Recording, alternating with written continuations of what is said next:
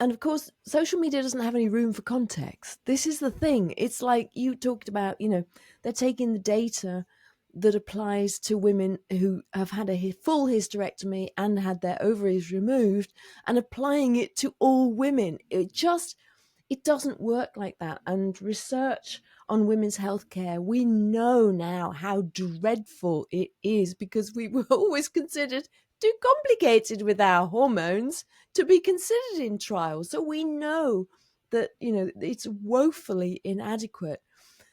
But there's so many people out there making these kind of claims, this, that, and the other. So she was talking about specifically this claim that, estrogen will reduce a woman's risk of having a heart attack by 50%. And she talked about how that the figure comes from a Cochrane systematic review of published studies. So a systematic review, I know this because I've done my master's degree now. It's where you look at absolutely everything. You go through all of the studies. So, and I did my dissertation, and I did a critical literature review where I could just pick which studies I wanted to include.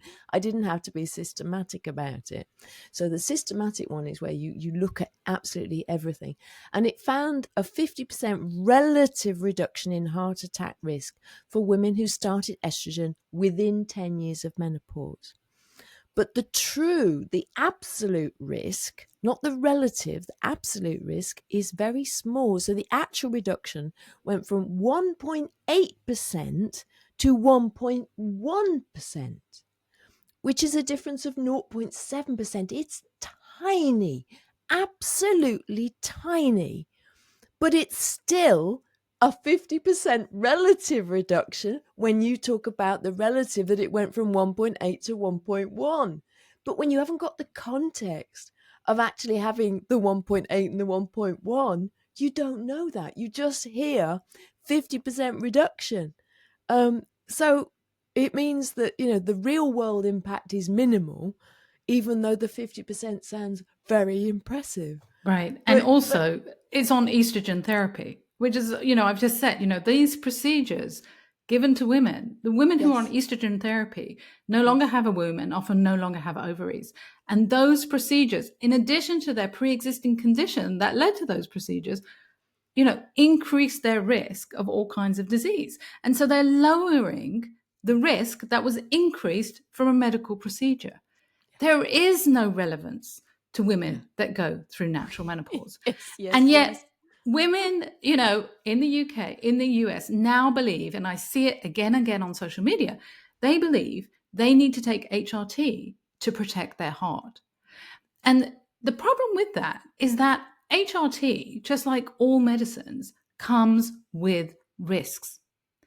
So even if you believed, and it's not true, that your combined HRT would reduce your risk of heart disease, it increases your risk of stroke and it increases your risk of other conditions that can be incredibly dangerous. And oral progesterone, for example, increases your risk of depression by 20%. And I know that because it's written in the leaflet of the oral progesterone, right? And I encourage women to actually look at the studies carried out by reading, if they're taking, HRT or any medicine, to read the leaflet that comes with it. And you can also read it online. But what we're seeing in this social media age is just exactly what you were saying, the cherry picking of data and the assumed relevance for all women.